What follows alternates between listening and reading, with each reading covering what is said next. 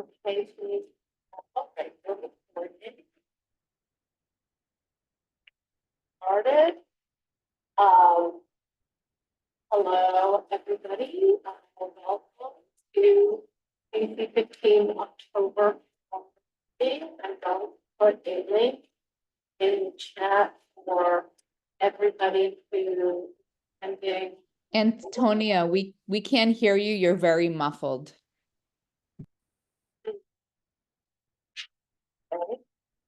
Can you hear me, Nicole? Can you hear? Yes. So I think I need to speak directionally and Oh, it's much better. Something changed. I think You just need to I'm literally gonna have to literally turn to that back. Okay, good evening, everybody, and welcome to CEC 15 October calendar meeting. I'm President Antonia Ferraro Martinelli. I'll be calling this meeting to order at 6:37 p.m. I've put a link in the chat to invite you to please sign our attendance sheet. For those who are attending remotely and anybody who's present in the room, please sign our attendance sheet at the back of the room. We are coming to you from the beautiful new school in District 15, PS 456, the Elizabeth Jennings School for Bold Explorers. I mean, gosh, when SCA builds a school, it is beautiful. I do have to say, we all have legitimate complaints, but when they do build something, it really is magnificent. I wish you all could see how great this space is. Before we call the roll, I'd like to invite the interpreters to please introduce themselves in their language, starting with Mandarin.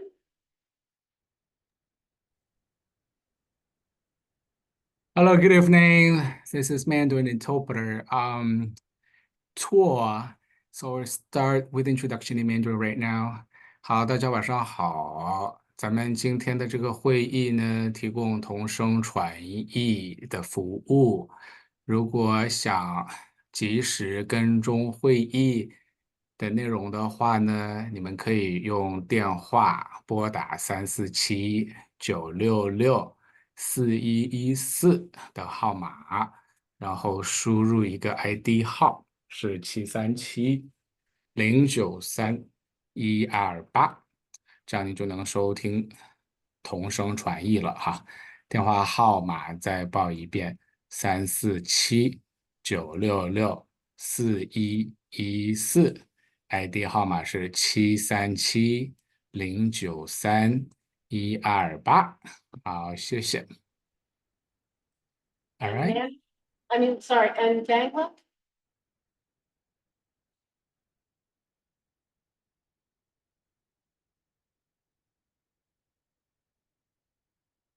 Did we have the Bangla interpreter introduce themselves? Yes, we do. Okay, the following announcement will be in Bangla. আজকে অনুষ্ঠানে উপস্থিত বাংলাভাষী অভিভাবক যারা আছেন, আজকের অনুষ্ঠান বাংলায় শুনতে চাইলে আপনারা অনুগ্রহ করে ডায়াল করুন 347-966-4114। আমি আবারও বলছি 347-966-4114।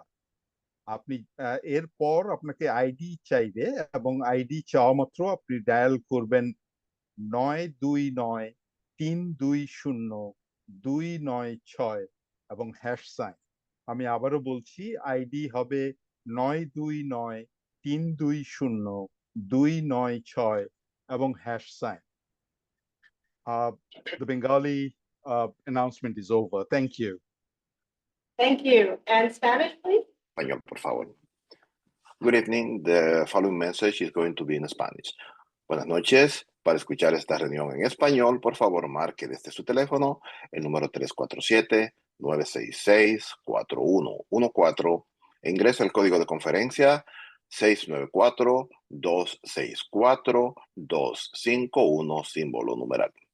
Repito la información: para escuchar esta reunión con una interpretación simultánea en español, marque por favor desde su teléfono número 347-966-4114. Ingrese el código de conferencia o número PIN 694-264-251, símbolo numeral. Por favor, asegúrense de poner sus dispositivos en silencio, así evitaremos sonido de fondo. Muchísimas gracias. Thank you. Back to you. Thank you so much. And I will turn it over to our recording secretary to call the roll.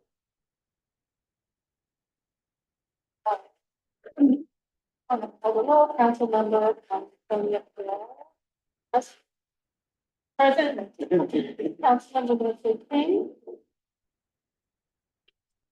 Councilmember Minnesota Gonzalez Roca is absent.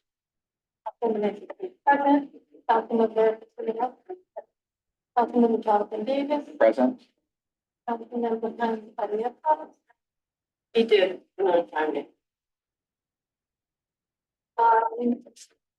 Councilmember Jonathan Kennedy. Councilmember Tommy Egerton. Councilmember Nancy Randall. Councilmember Dominica Kidro.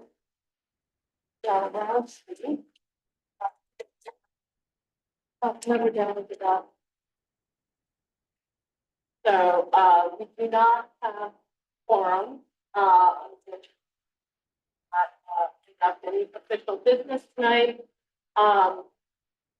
Parliamentarian, would you like to read the introduction and the public comment first? Sure, I'd love to read both. Okay. Great.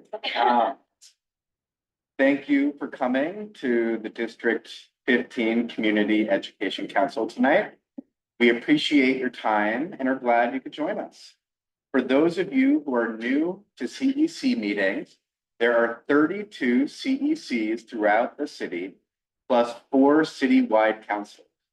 Each CEC represents a community school district, and each is made up of 12 volunteer members, 10 of whom are elected by parents in the district.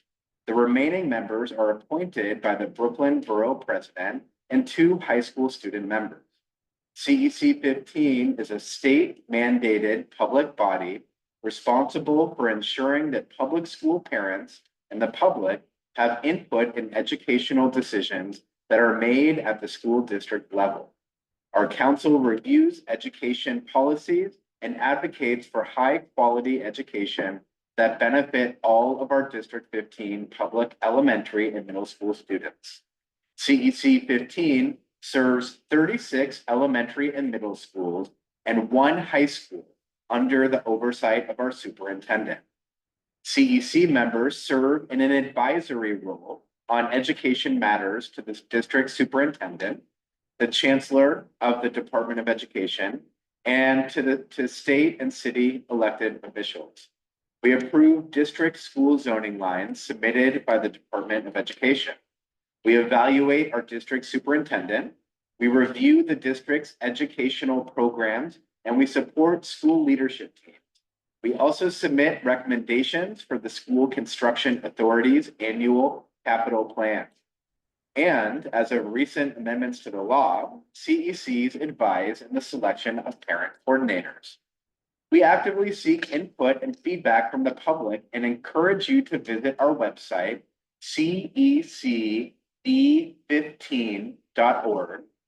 Take a look at our Facebook page, connect with us on X or Twitter, and write to us about any issues you may want to address or learn about. Each school has a CEC liaison. All of our names and contact info are available on our website. And remember to sign the attendance sheets for those attending via Zoom and here in person. The public comment protocol. Tonight's calendar meeting is in person and will include a public comment period. We will take both remote and in-person comments to gather additional feedback from our families and school community members. You may leave your camera on, or for your own privacy, if you prefer, you may use audio only during the comment period and throughout the meeting. Rules of engagement. When you comment, please comment on the topic. Respect the privacy of others and please do not include names of children or staff. Guests who make inappropriate comments will be removed from the meeting. During the public comment period, those attending virtually may raise their hand to comment or indicate in the chat that they would like to speak. Those called upon will be unmuted. If you are attending in person, you must sign the guest attendance sheet and indicate whether you would like to comment. Speakers will be called on one at a time and will be allowed 1 minute each for comment. We will hear as many speakers as the time allows. It is possible that not every comment and/or question will be given time, so the best way to get your question answered is to write to the CEC at cec15@schools.nyc.gov. CEC members will also be given a comment period. Members will be called upon and are each permitted 1 2-minute comment and/or question. If members do not have a comment, they may cede their time to the chair. Thank you so much, Jonathan. So tonight we are at Elizabeth Jennings School for Golden Waters, and we have the principal of this school on State Street. There are 2 schools in this building. Khalil Gibran is a high school, and then Elizabeth Jennings is an elementary school. And if you wouldn't mind, just introducing yourself, Principal Johnson. Sure. Hi, everyone. I'm Malika Johnson-Willis. I'm the principal interim acting at PS 456. I'm really excited to be here with you all and have you guys in the building, which is very exciting. As you can see, it's beautiful. It's got its things it's working on, but it's a school year that's off to a really great start. When I last saw you guys in, I don't know, November, when we were first talking about this school coming to fruition, we were only talking about just 3 kindergarten classes. And since then, we have a 3K, 2 pre-K, and 4 kindergarten classes. So very, very excited about what we're doing. And I'm grateful for all of your support.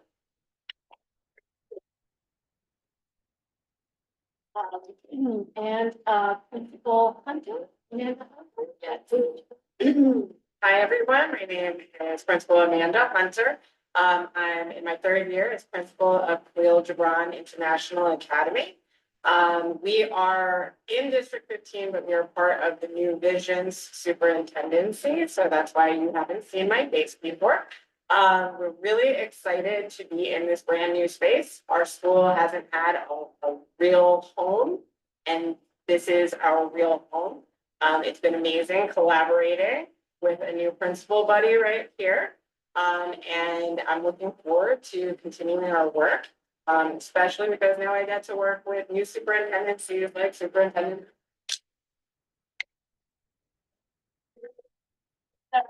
One of our members, Kwame, just texted me, and it says the doors are locked, but I suspect it might be at the wall. He might be at the door. Let me text him back. I think they'll try to find Okay. 489 stage on the 85. Yeah. Okay, let me just quickly get that. Okay, all right. So I also have to introduce that we have a representative from Alexa Avila's office here today, Rob Aguilar. He has some things to talk about. Yes, Yeah. Good evening. My name is Rob Aguilar, District Director with the Office of Councilmember Alexa Aviles. We have one quick announcement. We want to make sure that everyone is aware that early voting starts on Saturday, the 26th. And there are 6 ballot proposals that will have a very big impact on New Yorkers. And we want to make sure that everyone is aware that when they're in the voting booth, they have to turn their ballot over to look at those proposals. Essentially, the mayor is looking to amend the constitution of the city, and they rushed these proposals. Normally, it takes 271 days for this process to take place, where there is input from the public. For some reason, this was approved and put on the ballot in less than 2 days. So I left, for those of us who are here, a brochure that looks like this where it has what is on the proposal so that you can look at it and make a decision on which way you want to vote. Our objective is to make sure that everyone is aware of what the implications are so that you can make a decision that best fits you as an individual, as a native New Yorker. So don't forget, it starts on the 26th. Make sure to turn over your ballot and look at those proposals. If you need more information, if you'd like this brochure, you can stop by our office over at 4417 4th Avenue in Sunset Park. Thank you very much. Have a great evening. Thank you.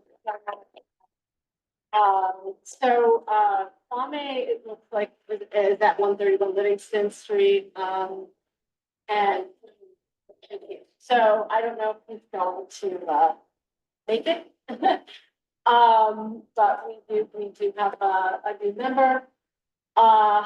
I do have to report, and I'm very sad to report this. Our new member, Dominika Jaworski-Turkan, resigned today. And so I am formally announcing a vacant seat for the parent of a multilingual learner. If you know anybody, please send them our way. CEC members, we will have to sort of divvy up those 4 schools that remain without a liaison. So if you are willing to take on another school, let me know.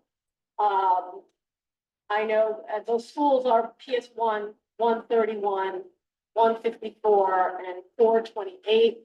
154 did already send me a list of SCA repairs, so you don't have to worry about 154. We've already got them covered, but the other 3 will need some assistance. Hopefully if Kwame comes, he can introduce himself to everybody. Otherwise, I'll continue on. By the 4th, Happy Italian American Heritage Month to everybody. In honor of the month, I reread one of my favorite books, Murder in Matera, which is written by a District 15 parent, Helen Stepinski. And the author goes on a hunt for the truth about her immigrant ancestors, and in the process unravels the myths that we tell ourselves about them. The book is where I first read about the 1924 Immigrant Exclusion Act. My ancestors came from Sicily in 1920, and at that point, 200,000 Italians were entering the US every year. 4 years later, and 100 years ago, Congress enacted the 1924 Exclusion Act, which restricted immigration of certain groups, and Italians were one of those groups. The act developed through congressional hearings in 1911 that centered around the theory of eugenics, particularly that Southern Italians were inherently prone to criminality. And 100 years later, we hear loud echoes of this sentiment every time locals protest a new migrant shelter. So I can recommend this book if you are interested in learning about Italian American heritage. And it is also Hindu Heritage Month. And of course, Diwali is November 1st. And in honor of Hindu Heritage Month and Diwali, I read Sita's Ramayana. And I think I pronounced that wrong. Ramayana, Sita's Ramayana, by Samhita Arni and Moina Chitrakar.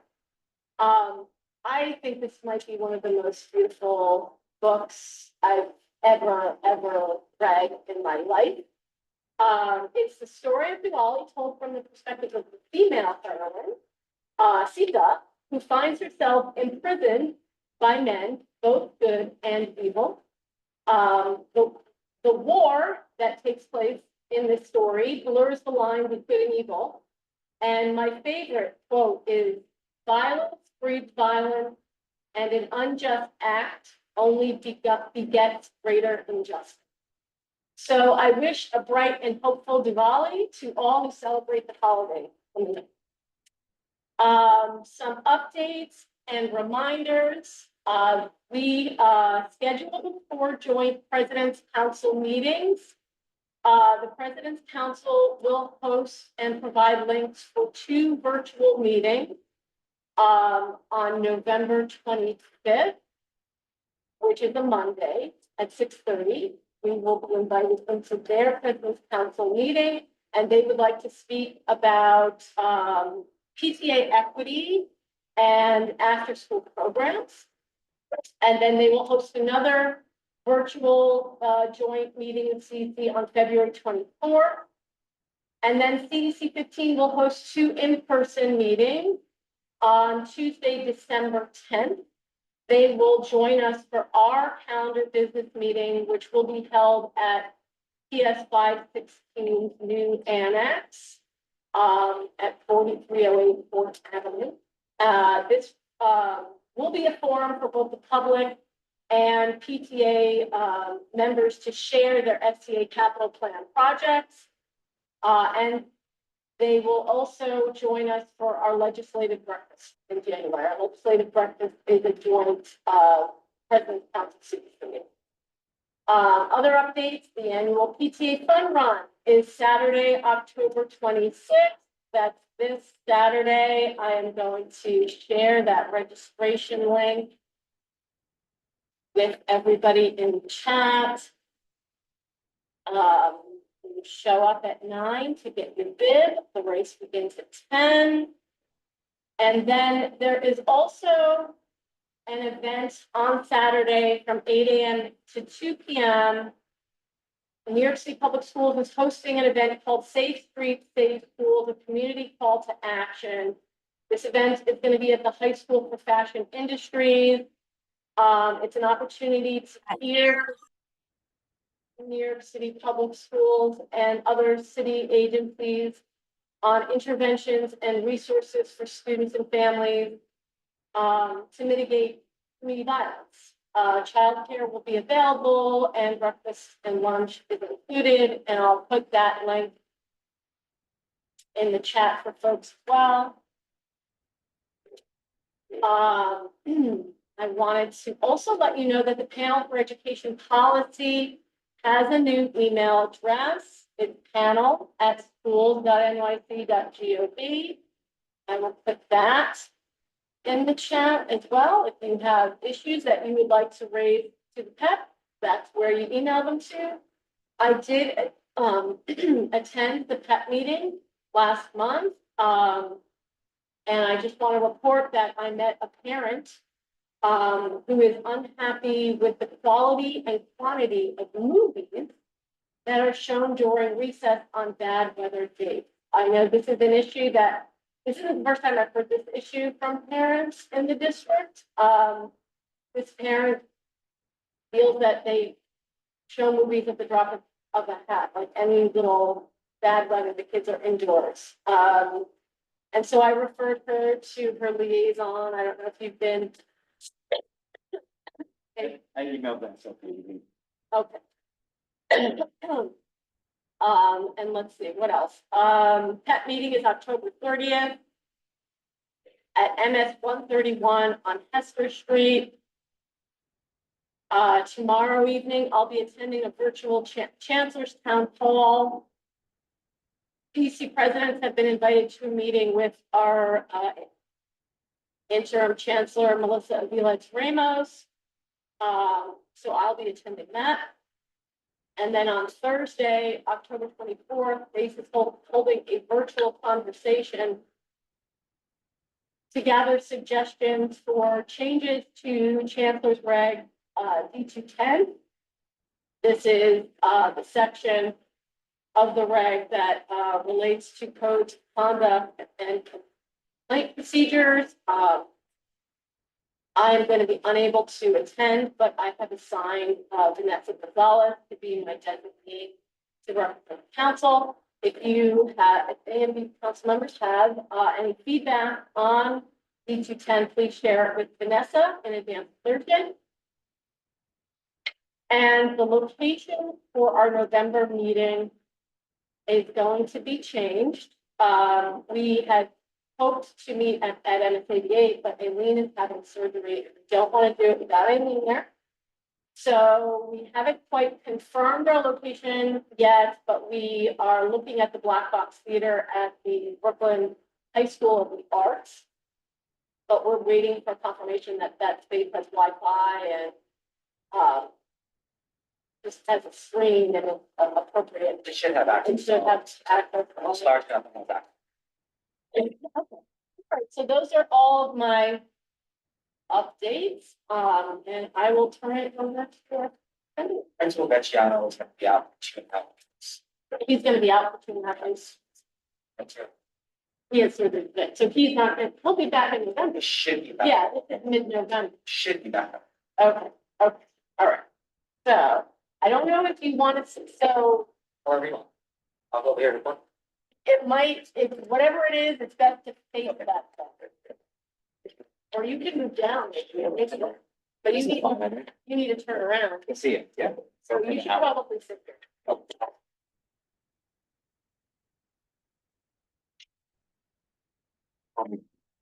He is, okay.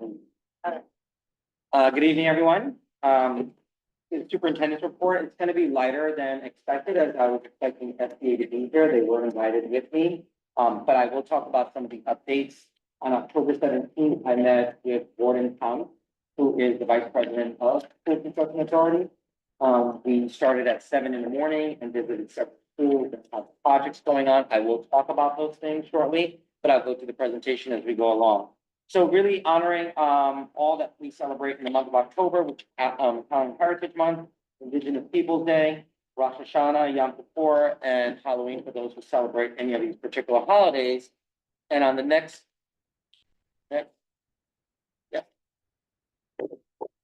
celebrating what we celebrate in November, me being a veteran, myself, Happy Veterans Day for those who are veterans. For those of you who don't know, I spent 12 years as an air traffic controller in the Navy, as a reservist, stationed in Norfolk, Virginia, as well as here in Bronx, Mass, New York.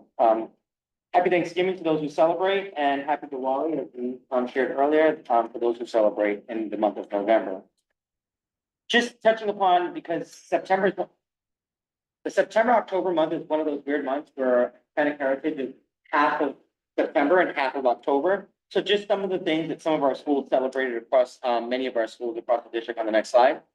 And on the next slide, you could see the very same auditorium that we're in today. Principal Hunter and Principal Willis have graciously allowed us to use the space for this year's rehearsals and auditions for our District 15 musical showcase. And if you could see on the next slide, this year it's going to be Lion King. That was decided, and we got the rights from Disney to be able to do so. And I want to thank Principal Frank Giordano, who graciously sponsored that for the district. I also want to thank Principal Vecchiano, who partners with us, as well as 2 teachers, one from KIPS 5-6 and one from PS10, who are actually doing the work with our students. We had 170 students audition district-wide. We have 111 students who have accepted and are here every Wednesday, practicing and getting ready for a performance that we're going to rock the house in April. And that showcase is going to be at Prospect Heights High School. So it's a larger auditorium, so we don't have to worry as much of parents requesting or needing 8 tickets, but only can get 4. So they'll be able to bring as many relatives as they want to see the performance. Last year was spectacular. I expect it to be even more spectacular this year. And we'll be here too, and we've learned from our teams in a row. Amazing experience kids get to be involved in because it's representation in all of our districts from grades 3 through 12. So it's a great showcase to see the diversity and how our students are engaging with one another. I also want to extend a warm thank you to those parents who are involved in this, as they created their own action committee to help raise funding to provide additional resources to those groups of students that are going to be performing. So we're excited about that. Next slide. So School Construction Authority, you can leave it on here. I was expecting someone from School Construction to be here. I know for sure they're going to be here next month. I will be receiving a report tomorrow by Colin Albert, who is the project manager for District 15, in partnership with Gordon Tung, who's the vice president of the School Construction Authority. We talked about several schools. 169, they met with the leader a week ago. I visited the surrounding areas. I was doing a walk with the School Construction Authority. There were some security issues and window problems at the school. Now they have a 2-week look ahead and they're, resolving that pretty much as we speak. At 656 and 447, the construction's still been there for a long time on Pacific Street side, for a temporary boiler. The temporary boiler is going to be removed in the spring. The reason why is because the inspection is still going through on the current brand new boiler that hasn't been used because we haven't had many cold days yet. And so we don't want to remove it and then it's needed during the cold weather, we won't be able to bring it back, right? So that's going to be removed in the spring, but the school construction met with Principal Aaron Roosh to figure out how they're going to address some of the concerns that she had at a particular school. I also sent them there last week and a team went there. As you all know, 656 building had some flooding issues that were going on consistently from a project that happened several years ago. With working with School Construction Authority, they have now gone there and assessed so that they can do the flood elimination for that building so that we don't get a lot of water and rains a lot there. In terms of 107, the SLT and the community wanted an annex building. Because they want more space, they're gonna need more space. That space that they have isn't enough space for the square footage that they're gonna need in order to build a annex. So we're looking at some possible other options to figure that out. One thing is, there was a Catholic school that's a few blocks away, maybe 4 blocks away, where they closed their pre-K center, and thinking about how we can figure out how to utilize leasing their space. And so we're in conversation with that going forward. In PS 24, there was concerns about construction materials that were still housed at the school site. Now there's a small number of materials. They removed a lot of them, just left in the vestibule. And we're working with the principal to finalize the next project, which is an actual new school playground that they're supposed to receive. Based on the money that Councilmember Aviles has provided, the specs are limited. So what the school wants and what they can get are 2 separate things. And so we're just working on what's within the budget for the school to be able to have, and the students have access to those particular materials. At 321, the project that was happening at the main site on 7th Avenue and 1st Street, that project is 5 months advanced, meaning that it's pretty much finalized. They've already started removing the scaffold. The project exterior and flood elimination is almost completely done with removal of the scaffold. The next step is to figure out what to do with the small playground in the back. As you know, we had that temporary unit, and because we gave them the President Street site as an annex, there's no longer going to eventually be a need for that temporary unit. Right now, we're allowing them to use the temporary unit for their after school program, that incentive program, and it makes more sense for them to be at that particular location so that for safety reasons, it's easier to access one particular location to the schoolyard. But that is expected to eventually be removed. At 896, they're replacing the fencing, the temporary fencing that they placed, for new fencing that matches the new school aesthetics. That's waiting to finalize in the next couple of weeks, and then they will start that project of replacing it, through School Construction Authority from the bid from the project managers. At PS 15, we all know that the project managers that were previously there, and thinking to Katina, who's on the CEC, who looked into it, SCA followed the proper protocols. The project group that was there originally was removed. They got a negative connotation with the city, which means that they can't.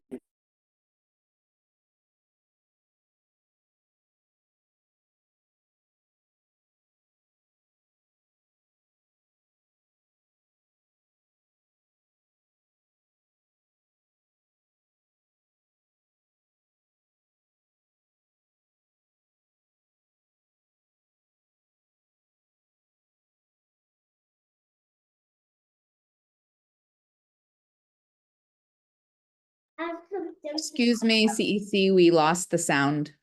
We can't hear you here. Can you hear me now? Yes. Okay, great. I'm gonna let them speak to that next month when they're here. I don't work for School Construction Authority, so I don't want to speak on their behalf and what has gone on, but Councilmember Rogers has shared with me some of the information that they looked into and what the city has shared with them, and perhaps we can share that at a later time, right? So those are the things that are going on with the project in our district. 516, another site that we're still working on, that's a complicated building. It's a landmark building that put a brand new school on top of a landmark that can't be moved. They kept half the precinct, old precinct with a brand new building. So there's still a lot of complications there. I started my day there with the expectation of these punch list items. So from my understanding from School Construction Authority, there are large punch list items. Many of them, some of the school principals aren't even fully aware of because of when they meet, sometimes they don't go over certain things or they get the list and the principal's not interested in some of those things on the list. So what we've worked out with our school leaders is to give us their punch list item. Essentially, there's an item list of things, touch up paint here, these things. Those are less important to a school leader than some of the safety issues that might impact schools with their students. So school leaders have now been creating their own list of things that are a priority for them. As School Construction Authority under I keep saying that, Bordentown has shared with me that they are going to prioritize the principal's lists of the punch list items. It is normal for new construction to have punch list items that can last up to a year. Because as things happen, things don't work, things fall apart, things aren't the way they expected it to work, or something's never addressed, and finally, when you go to use it, it doesn't work. Those are a lot of things that happen with new school construction. So it's normal for them to be there for a year. Again, I will let them explain those things next month. I just wanted you to be aware that I took it upon myself to meet with School Construction Authority and address the gaps that our school leaders are facing. And as of today, every school leader has left satisfied with how we've handled at the district level in supporting them in getting School Construction Authority to be more responsive to their particular needs at the school level. Next slide. Curriculum rollout. Hopefully the videos work. If they don't, we'll move on, but you'll have access to them. What I decided to do is rather than talk you to death about the curriculum and how it's being rolled out, each month we wanted to be able to showcase what schools are doing. So we've asked schools to actually provide videos of what it looks like in their schools during curriculum instructional time. Please note that we have 8 shifts that we're supposed to be expected to do as a city. That's aligned to the state expectations by 2025 in terms of the science of reading. One of them is curriculum. There are multiple others. So I know that communities have been involved in thinking about curriculum, but that's only one of the 8 shifts. And what we wanted to do is in these videos, we wanted to showcase what's happening in schools. So the videos hopefully you're going to see today. One is from schools that are doing Wit and Wisdom. Another is from schools that are doing HMH. And another is from schools that are doing the IM, which is the middle school math, illustrative math. We wanted to showcase it because while across the city, people are concerned that everyone's doing it prescribed just as it's written in the text. We wanted to show how we're including some of what our beliefs are as a district, embedding some of those practices within what's happening in the curriculum. So in these videos, these are principals conferences and assistant principals conferences that we're having monthly that are intervisitations, where principals are learning from each other, practicing in the classroom. Teachers are allowing us to come to the classroom, observe practices, and then we're being able to give the school leader that runs that school feedback in real time about what we're seeing and what it looks like in alignment to our CEC. So in the first month, you see it's outlined as student voice, choice, and agency. We wanted to see where does student voice, choice, and agency live inside of the curricula that's being rolled out. Right? Because there's a lot of conversation about we're not seeing that. Students don't have a voice. Students don't get to speak. They're not working in partnership. They're not doing centers. They're not doing all these other things. We wanted to show that in our district they are. And so the videos you're going to see today are actually from principals conferences that we had in the month of October at the beginning, October 1st. We just had another conference today with the assistant principals, and the assistant principals got to see that work. Hopefully next month I can showcase some videos. Overall, what you're going to see is over time, you're going to see different videos. So this video is about student voice, choice, and agency, where you're going to see some aspects of students having their voice heard in the classroom, having choices amongst what they're doing with text and how they're engaging in the text, and agency in terms of them being able to be a part of leading some of that work in their own classroom. Next month, we're showcasing small group instruction. What is small group instruction? While students are working in groups or individually with a teacher, other groups are working collaboratively in small group instruction to show you what that looks like as it relates to the curriculum rollout. We're hoping that over time you're getting to see what that looks like. I'm also going to invite CEC at one point if they want to come to one of those visits, see what that actually looks like and what it looks like in the classroom. So if we can go to the next one, hopefully the video works. If it does not, Nicole Lanzalato, Deputy Superintendent, has already put the language PowerPoint already in the chat, so everyone has a copy of the languages. Oh, she had permission before. Okay, nonetheless, you should have permission. Everyone has permission. These videos are public videos.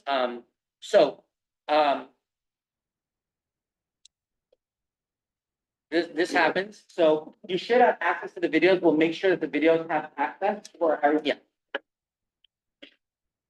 The videos will have access. They should have permission, because these are all public videos, and they will be posted on the website. So we'll make sure they're actually on the website as well.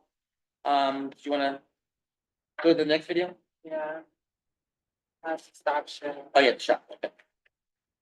Bear with me.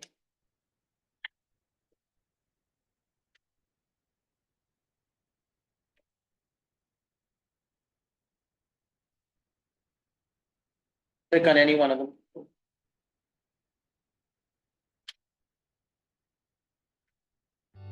So this is.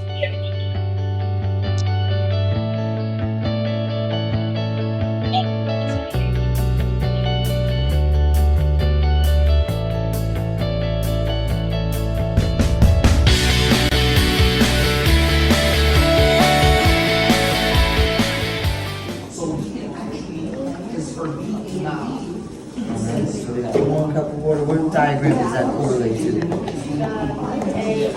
A and B, so we can choose either one. I think we starting with. I think we need. Which one are you guys doing? Okay, this is the water that we're gonna use. We're gonna put it. Okay. Do you think we need like extra water? We'll get 2 full cups of water.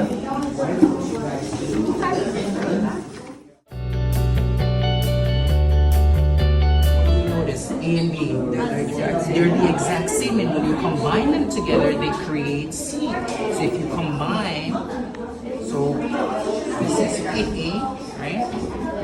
So this is A.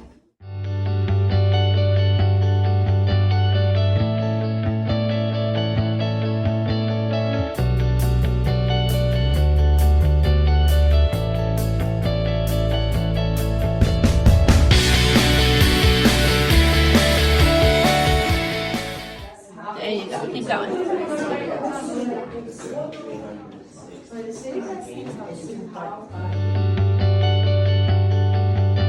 Another arch here, and when it's empty, right, it would work a lot better. Yeah. We just added 3 cups. Yeah. That serves the same point as adding 3 different arches. Yeah. So 3 arches. So my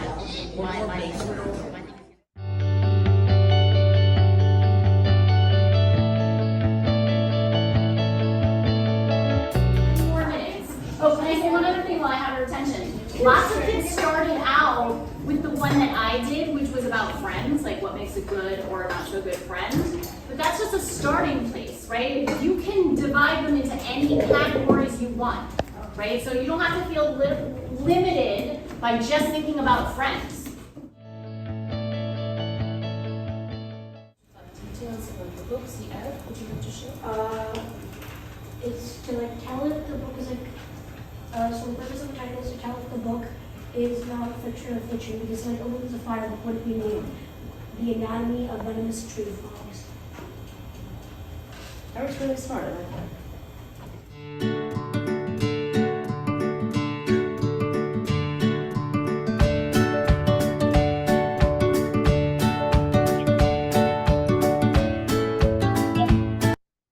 Example of what we want you to have access to. So those will be posted on the website for you to peruse each month as new videos come out, so that you can actually see what the district's doing as it relates to the curriculum rollout. We also had a family workshop in the month of October where parents on October 15th were able to come to actually get a better understanding of how we're doing Read NYC. So just giving you some examples, we want to make sure that you have access to what's actually happening in class. Next slide. Next slide. So some upcoming events that we have across the district. Next slide. We have the next major upcoming event that we have is in January, where we're doing our day of service. We work in collaboration with City Harvest where we were the first district to get City Harvest to agree contractually to allow fifth graders all the way up to 12th grade to participate. Originally, they only allowed 11th graders and up because they thought that that was the sophistication level they could handle. But with our staff and our students, we were able to have every single school represented, all 42 schools represented at City Harvest, and actually passing items for people within the District 15 community. And so we're gonna plan that again. It's gonna be even larger this year because we're gonna have more students participating in this event. And so we're excited about that in terms of showing how students give back to their own communities. Next slide. On January 21st is our next town hall. That town hall is around school safety and how District 15 is supporting social and emotional learning. So you'll be able to join that meeting. That was a meeting that again came from the community. We surveyed our community, and this is the second top thing that wanted to be discussed. And so we're going to have Gary Alvin, who is our borough safety director, and others having conversations around what's going on in our district and how we support our community. Next slide. We also have our next family workshop, District 15 Special Ed. That's going to be on December 10th. Helping parents understand the special education process and overview of what the expectations are when a student's going through the particular process. So the parents are more understanding of what it means to go through the process and what their rights are and how to support them through that process. Next slide. The Shazat, so the application for the Dream 2024, this was passed at the last town hall. So students currently in 7th grade is now closed. Eligible students were contacted by their schools and or with email letters home about this. They didn't take any additional new students for the fall as attending Dream Summer is required. And then the application process for our next cohort of students for current 7th graders is going to be opening in December of 2024. Check with the website that we put on there where you can easily click on and you'll have access to. Please note that if you're here in person, that these PowerPoints are also placed on the CEC's website, and so you'll have access to click on the PowerPoint, and anything that's highlighted in blue underline, you can click on the link that will bring you directly there. So you no longer have to shuffle through the DOE's website. Also, many of these things are on our District 15 Brooklyn.org website for our district. Next slide, next slide. Q&A. So is there anybody joining us on Zoom that has a comment or question for the superintendent?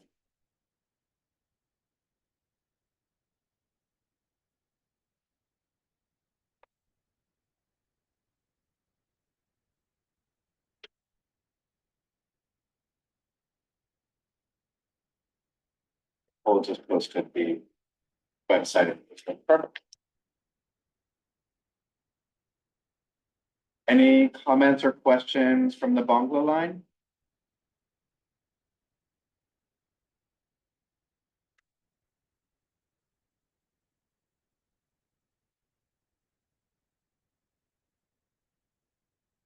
Any comments or questions from the Mandarin line?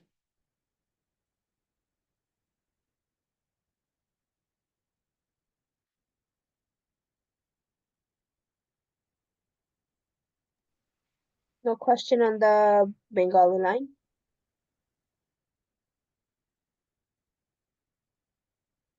Any No comments or comments or questions from Mandarin line either at this time. Thank you. And how about the Spanish line?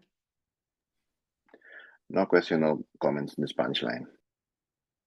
Is there anybody here in person who has a comment or question for the superintendent? Bless you. Such an amazing job. Let's move to CEC member questions or comments. Antonia? Thank you, Superintendent Alvarez, for delving into all of those construction projects. I mean, that could you give us a little update on the merger at 29510? I feel like we didn't really address that. Sure. So right now, I've decided as superintendent, based on information that I have, and I can share what kind of things I've used to decide that, which I have explained at the merger conversation with the SL. there's a new leader at the school. There has been a slight increase in enrollment. I've added 2 3K classes. We were able to provide an excess music teacher to provide support of the arts. And there's been a stronger partnership between those 2 school leaders at the building. The 295 school leader, with the leader that already is there at the middle school, that's on Art Middle School, has created a better partnership and bond. And I feel that giving them time to develop as a school community with under new leadership that has the administrative experience to provide that support and moving, giving them the opportunity. So I'm not saying no to a merger yet, but what I have said is I want to give them a particular year. That kind of gives them almost 2 years, right? It gives them the remainder of this year. And then next year we could revisit if we're going to have the conversation, which we will do the same process again and doing it as early, recognizing that B15 has heavy parent involvement. We want to start the process early. Last year we started in May having the conversation. Normally that process wouldn't start happening in September, October. We did it early on just to get feedback and understanding of the community. While I understand that both communities, it created some dynamic and conversation, the one thing that did come out positive is a strong relationship between both school leadership teams. But I've gotten closer, understanding that they serve one community of children that go to 2 separate schools in the same neighborhood. And so at the very least, it's created a strong bond between the 2 school communities.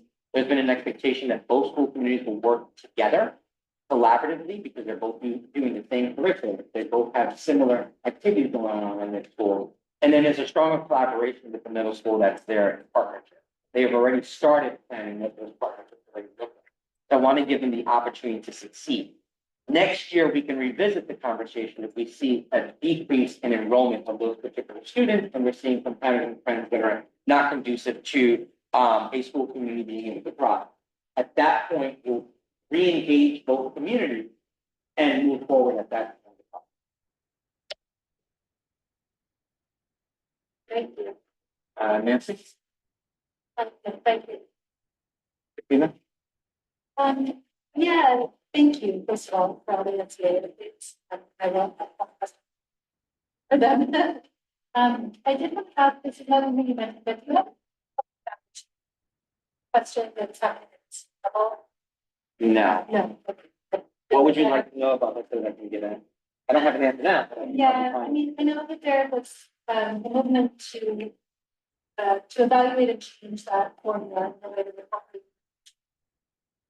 Yes, you're talking about them changing the funding formula. Yeah. There hasn't been any update on the changing the funding formula. We do know that the state's already in conversations with that. Are you remembering? Oh, sorry. We do know that the state is in conversations with that, and we also know that our city council members are in deep conversations already about how they're going to push for the state to support the changing of the funding formula, because as you're aware, the funding formula doesn't seem to support the need, the ever-changing need of our school system. No. Thank you for doing your tour community tips on the website. And I have one question, but my other thing is, it was really nice to see the videos of kids and teaching and moving. I think it really contextualized what's happening with us, happen at CEC and what we would to see the program like and everything. Just very big on their outside data. If they were the homeschool during COVID, that actually increased the next schools, there is about there. My question is about, now I know that being related like sports, certain like number of water students there. Do any of our Sunset Park schools or middle school in general have that safety threats for access? Or is that something just in terms of, some opportunities for kids to get some structured preparation, maybe at school or at a club, or is there a nonprofit that does that locally, or is it something anything? So, yeah, so we do know that a lot of our schools are providing support for that, and also in partnership with some of our schools. So it's offering some support available to those schools. I can get you the numbers for that. Yeah, it's simple, And then it's so exciting to see when we get high admissions rates and to get to, it's not really Yeah, and what I can say is that this year we can look into how we can make connections with even more of our middle schools to be able to offer something that can be district-wide, like we're doing some other initiatives to try to get more access to other students to participate in that as well. So, yeah. Bobby, do you have any questions or comments? Just want to say thank you again. Great updates. Thank you. All right. Hopefully I'll share some more videos, and please look at the other videos. You should now have access.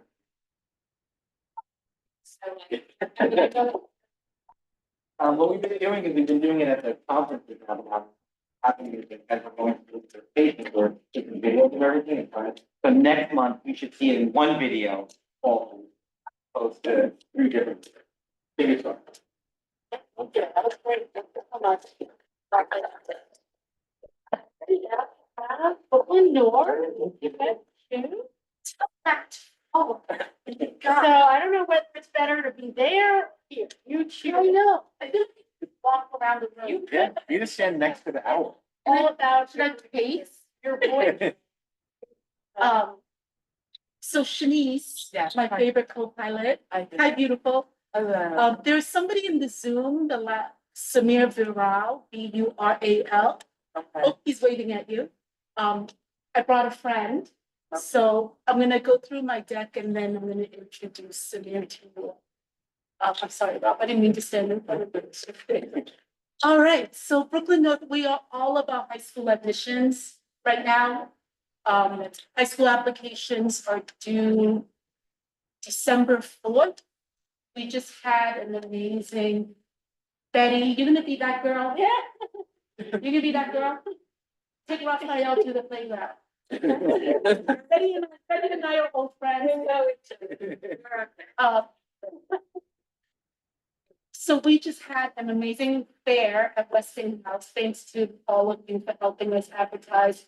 We have more than 500 families. We were nonstop from 10 to 2. We decided to be inclusive this year. So in addition to our 47 schools, we also invited the charters, the community school district, high schools, New Visions, Urban Assembly. So all in all, we had over 60 schools there. And the families had a blast. So now we're all about follow-up. Our website's been updated with our directory, as well as a link that will give you all the open house information for every single school, registration links, contact information. It's all on our Brooklyn North website for you. So for tonight,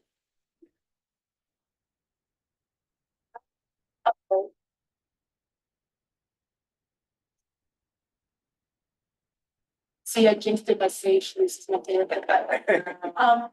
Actually, that's perfect. You can start the slide before that. Yeah, so the beginning of our deck, I know Dr. Tom, my friend Dr. Tomlin was here last month, so you've seen the district vision and mission. There's in the deck, there's a beautiful Janice and I are playing around with using the DOE messaging system. So on October 1st, we were able to blast a love letter from Janice to every student, parent, and staff in our 47 schools. It broke Gamma for about half a day, but DIIT was really happy we broke it because then they were able to troubleshoot and figure out what they needed to do, because we have 27,000 kids, which means at least 27,000 parents and custodians and about 10,000 staff. So that was a whole lot of emails to make, but they kept telling us to do it. Right, Raphael, every meeting you have, they're like, you should use Gamma. We've made it easy for you to communicate. We've used the bot. You've seen the messages that come out. So yeah. Yeah, so we love it. But Janice's letter is in the deck for you. But for tonight, I just wanted to remind District 15 of our District 15 high schools. So I actually walked over here tonight, a beautiful 18-minute walk from the Cabo Hill School for American Studies. And Principal Rodriguez, who's been there, this will be her 3rd year now, is really gonna sharpen the school. So there are 2 tracks right now. One is biomedicine, which is a technology-infused science track that's leading to physician's assistant certification, hopefully soon. And then there's a law track. When I was leaving, it it was hard to leave because the kids were, the first meeting of their new board was today as an after-school club. But if you haven't visited recently, it is literally in the heart of the district. And I would recommend it. They have this like really, well, like, I don't know, if you watch like Grey's Anatomy, they're all about using like these like 3D tables to like visualize surgeries. Cobble Hill has one of those. So you can go to their biotech class and play around with it. Next slide, please.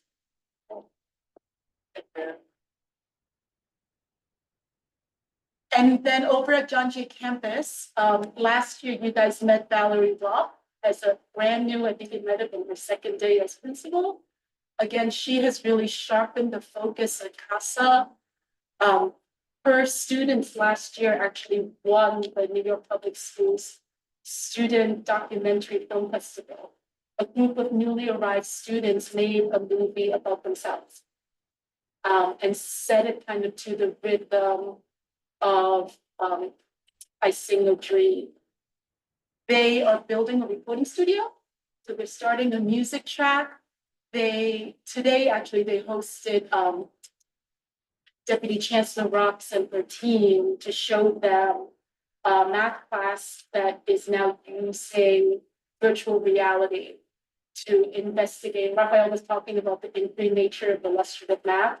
We were a phase 1 district, so 40 of our 47 schools have completed a 1 year of implementation. And we're partnering with a company called Prisms, who I need to introduce to Raphael because they really want to get into the middle schools as well, where kids are using VR. And Chief Ruck and Deputy Chancellor Rux did it today, where if you're studying, if you're looking at like space planning, you can actually in virtual reality be on the top of a roof or be out on a oil deck somewhere. Because Valerie really, she came to the school really wanting, asking the community, who are we? What does it mean to be this idea of a studio school that's focused on technology and arts? The next slide, what do we have? DTech, very similar. Don McConey, the school is a highly, highly rigorous community that's built around student voice. Their website is one of the most engaging places. So when you get the deck, please do take a look. Next slide, please. And then John Jay School for Law. Again, you guys met Shamari last year when he was wading into his second year, really bringing law partnerships into the building. And who did we just meet with? We just met with Donovan Swanson from the Borough President's team, because there is a structurally sound law, like old school type of room in the building. But Shamari's really looking at like, this is not what lawyers are experiencing now. Like, the idea of the courtroom is very different. So similar to Valerie who's downstairs, he's looking at how do we modernize this idea, what working in the law profession looks like. So more to come on that. And if you need a space for November, I got lots of buildings for you. Oh, okay. Next slide, please. And then Millennium, of course, you all know about. Our favorite Millennium moment last year was during, and it is an ongoing crisis. Millennium students decided they really wanted to talk about what was happening in Israel and Gaza as students. So their Jewish Student Union and their Muslim Student Association formed a collaborative and just started having conversations. And really took the testament for me, like Kevin Conway's leadership, is really, he just stepped back. He made it possible for the kids to take the lead. It was not about the adults, it was about them. And then, of course, on top of that are the super advanced rigorous classes. Millennium's really building around the idea of research as a way of empowering students. So if you have a chance to go to the research class, it's a 4 years it's a full year experience for their students, where they really are nurtured to find their voices to make the difference uh, that we think they all have the privilege to make. Next slide, please. And then PSC, our 612, that's also out on the Tanji campus. They have a really interesting partnership with a theater company, really looking at the school has, it's kind of funny because they're kind of like if we were to have a construction type school, it would be PSC, where they think in like authentic assessments and project-based learning. But when we looked at our ELA region scores, this was the school that excelled, not because they taught to the test, but because they use theater as a way for students to experience text. They have an amazing partnership with the Greenwood Cemetery. And I was there last year where the students were redesigning the doors in their school based on rubbings that they had done at the cemetery, studying like the art that exists at Greenwood. And then they also have a performing arts program where students are experiencing Broadway level productions. Next slide, please. And then Sunset Park, you guys were there last year, you know their awesomeness. You know, Miguel's got this vision of really becoming the school that breeds entrepreneurs to feed this wind farm industry that's down the street from where the building is. So we're working on CTE certification, we're working on partnerships. And he says, well, and you guys are welcome back anytime. Next slide, please. And then I brought you to District 13 school today because they are literally down the street. Like districts 13, 14, and 15 are funny. You guys all kind of, like there are many parts of your districts where you're walking distance from each other. So I've forgotten where we were last together, Raphael. We were chatting about the work you're trying to do with the district theater program. And it occurred to me that like you have the fabulous Brooklyn High School art, but you also have a lot of middle school kids. And because of what you are doing as an arts leader, your one little school isn't really enough for you, right? So I thought I would introduce you guys to a school not too far from here, probably a 10-minute walk. And Samir would have been here in person, except he's also doing an open house at his school. So thank you for having these hybrid meetings. And I'm going to turn it over to him. And then when you get your fancy updated website and updated district directory. Hi, Samir, all yours. Hi, I was wondering if I can get share access so I can play some things for those of you who can watch this. Yes. And I have to apologize to Samir's kids. He has very few children who are incredibly forgiving. I'm all behind me. When I go, hey, Samir, especially Luna, my favorite, because Yuet means the moon in Chinese and Luna. The last meeting Samir did for me, she popped in and that was lovely and it made me feel really guilty. So I owe her, Samir. Thank you very much. Yeah, they know that this time of year they have to share me with all of the rising ninth graders from next year because it's really important that we get the message out. And I just want to acknowledge some of the principals and schools that you had just talked about. These are my colleagues, right? I'm not in competition with them. I'm not trying to steal students from your district to come on down Flatbush Avenue towards the mouth of Manhattan Bridge where we're located. I love Miguel. I started 3 years ago with Elizabeth from Cobble Hill and Shamari, and then last year Valerie joined in, and they've all got great programs, and we visited each other's schools, and we're all very unique. And so it's really great to be able to sit here with you and talk to you about this unique little arts and early college kind of academy that we're building over here that really is about empowering students to use their artistic creations across multiple mediums and modalities and platforms and really lean into some of the 21st century aptitudes that we're seeing here. We've got two different school programs, 21st century arts and this early Bard Early College Academy. It's important to say we're not one of the BSECs, the Bard High School Early Colleges that give the associate's degree, But we've been partnering with BARD, and we're their first unscreened program that allowed students to take BARD College credit classes. So we currently offer up to 24 credits with BARD College through the 4 courses of the BARD sequence, which is the same sequence they do teach at the BSECs, which is basically a literature and philosophy course for juniors and seniors, although sometimes we'll start that in 10th grade for our students who are really advanced. And then we also added last year the BARD African American History and BARD Modern American History courses to kind of sit in that US 11th grade as well. We're looking to expand now and pilot new arts programs with BARD College in the future so that we can, with BARD and other early college opportunities, offer college credit, dual credit college classes for every single senior. So they graduate with at least a year, if not the 2 years associate's degree. And then we do this through a number of different variety of partnerships, and we absorb all the costs to ourselves, so students aren't coming out of pocket to pay for these college courses. And so here's a little taste. Use your brain different I don't know if you can hear. Being cruel ends up being one of them. It's like to be one of those BARD classes. As a human species, we're the cruelest animals alive. Unlike other animals. I think the thing that's different from a normal high school English class, the first time I was in BARD class, I really felt it was the first time that adults really took me seriously as an intellectual, and that they gave me really difficult books to read and difficult ideas to grapple with, and they expected me to have opinions on them and to develop my ideas on them. So I think the BARD class really looks at the students as generators of knowledge, as kind of co-learners with the teacher, and I think there's just much more onus is put on the student to do the intellectual work of the class. Does anyone have a sense what's overall the point the character's trying to say?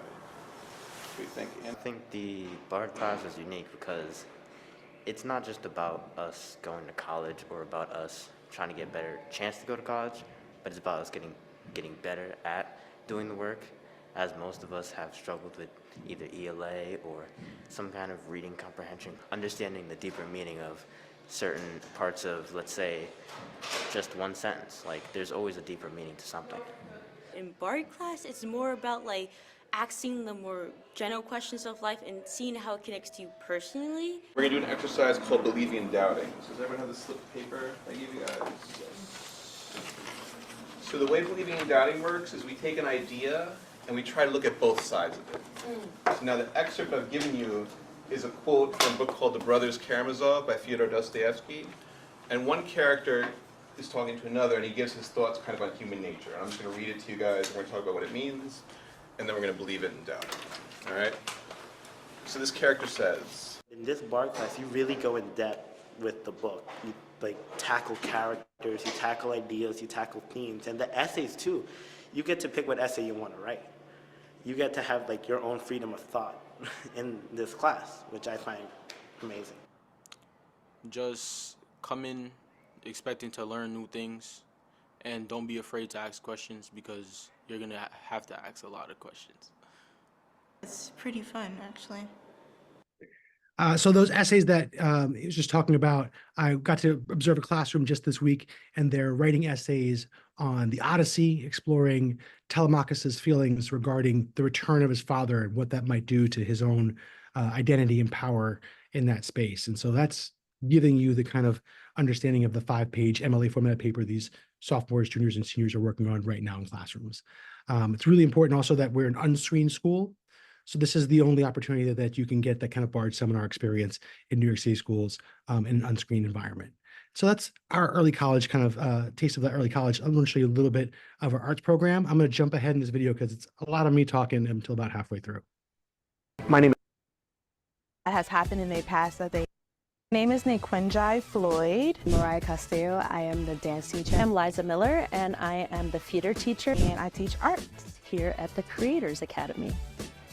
Well, for my class, I like to go deep into their souls. That's what they like saying. I like to bring up things that has happened in their past that they don't want to talk about or like don't feel comfortable like express that side, that world. And a lot of my art consists of that, so I want to bring that side out, that it's not just only just drawing cartoons or just fun, exciting things. So that class is fun when it comes to that because now I get to see the real side of them instead of seeing the side that's like that wall or the side that they don't want anyone else to see. In theater, I think that theater is life. I think that it's a way that you can learn to really empathize, to connect with other individuals. So I think it's essential. So whether or not they're going to continue their studies in acting and music and performance on camera or off camera, they have those speaking skills, they have those interpersonal and communication skills, and they're really able to empathize and see themselves within the bigger community and the world around them. So my main focus is to make sure they are prepared professionally in the realm of commercial and concert dancing. I know there's a few students that I have currently and that's looking to go into school for college to be professional dancers. So I just want them to also gain the experience not only to prepare for college or any kind of commercial professional dance, but just to be open, be creative in their own spontaneous way to be themselves and just enjoy the sense of dancing. I feel like I've learned to be more free, because even though I feel like I can have fun, I feel like I'm a very rigid person and sometimes I take things a bit too seriously. So from the art programs, I feel like I just learned to kind of relax a little bit, you know, and kind of go more into my craft, you know, kind of let go. So my future goals is being a psychiatrist and a director. Theater class has helped me with that because, like, well, directing, I think it's great putting on a show, whether or not I'm in it. So I really like that aspect. And going into like psychology and being a psychiatric, I wouldn't say theater has helped me much with that, but it's definitely helped me like see people's perspectives on things. So I guess that will kind of help in like the psychology field. It really was what I expected. I didn't think it was gonna be like really this easy to really express yourself in theater and stuff. I thought it was gonna be really hard, but the community really helped me express myself in theater. The projects that always stood out the most to me was the winter exhibition project because of the prompt we had for it. The prompt was pick a time or a motto where you felt helpless or voiceless. And that hit hard. Like, I had to dig deep into something I wanted to suppress for so long. And so, like me, a lot of the other students were crying in class because we didn't want to do that. So, yeah, it was something. The most rewarding part of leadership is how often you feel humbled by it. It is not about being on camera and talking about your successes, because my successes are the students' successes. And so I serve them. My job is to uplift the staff so that they can uplift the students, so that we can all have an enlightened experience. We can all grow and get a little bit better every day. And just by thinking about that, I want to get a little bit better today. What can I do better today than I did yesterday? You now are helping students and staff members uplift themselves and forgive themselves of whatever errors that need to be corrected. And they're in a constant process of revision, of growth, and of movement towards their goals and dreams, which are to keep changing anyway.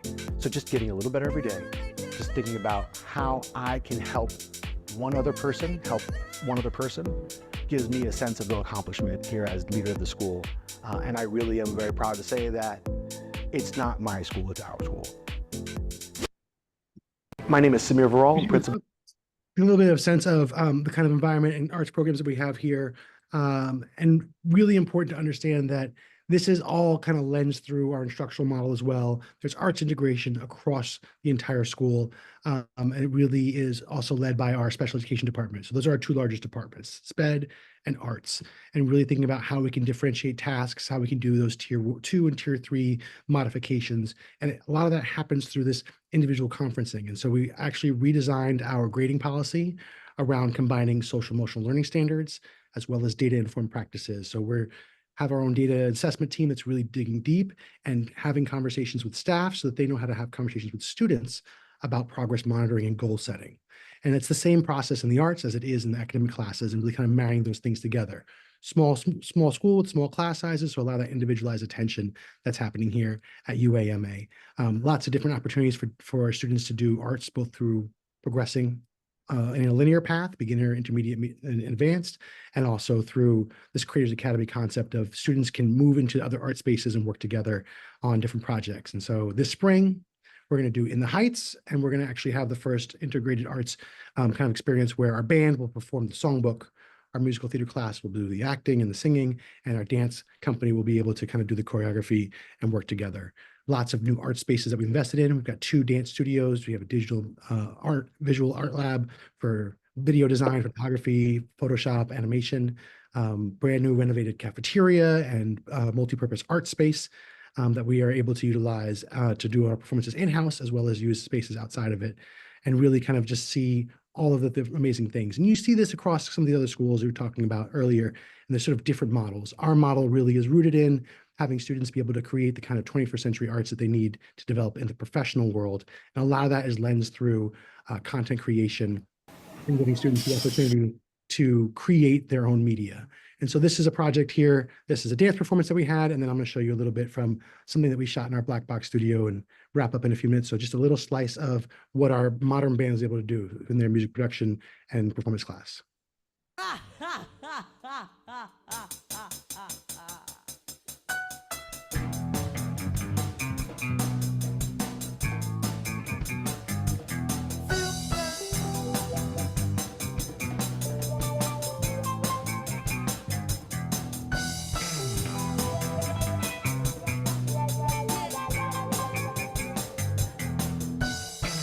Just a little tease, hoping to drive you towards our school website, and maybe you check out our Instagram page to be able to, YouTube page to be able to see more of this work. Again, all 4 core arts, so very similar to Dewey's program in terms of having licensed teachers in all the areas. And we're looking to reach out to some of the middle schools and come and do some arts workshops where our students can come in and lead some arts experiences in your middle schools and build some mentorship and relationships with them. So I know you're looking through lots of different opportunities to see where your children are going to go. If you're interested in early college and arts experiences and really a strong social emotional program that is about helping students learn and grow through that kind of progress monitoring, I hope you consider the Creative Academy at UAMA and what we can do for your young people as they grow up and move them towards their dreams and goals in college and career or beyond, especially if they're connected to the arts. Thank you very much for your time. Really appreciate the opportunity to come here and be with you and give you a taste of our school and show you another option that you have. Brooklyn North really does have something for everyone. It's 47 schools that are all led by really dynamic, amazing principals that I learn from every single month when we go to our meetings, and really are trying to make sure that Brooklyn has the best of what it has to offer in New York City. Thank you for your time and your attention. Good luck on your journey as you're helping students find the right environment for their educational experience in high school. Thank you. Thank you, Cindy. I'm loving all these videos. I think they're, I don't know where you're getting the budget for all of these videos. Keep them coming. I think it's really, I mean, cool. Want to get a question? Sure, yeah. Any questions or comments from people joining us on Zoom for either UET or Samir?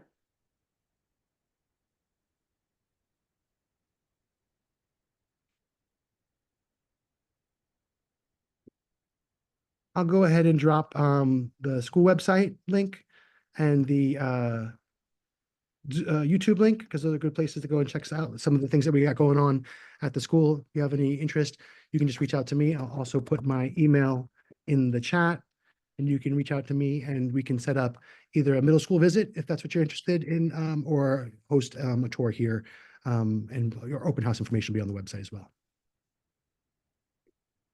Are there any questions or comments from people joining us here in person? Any CEC member questions or comments?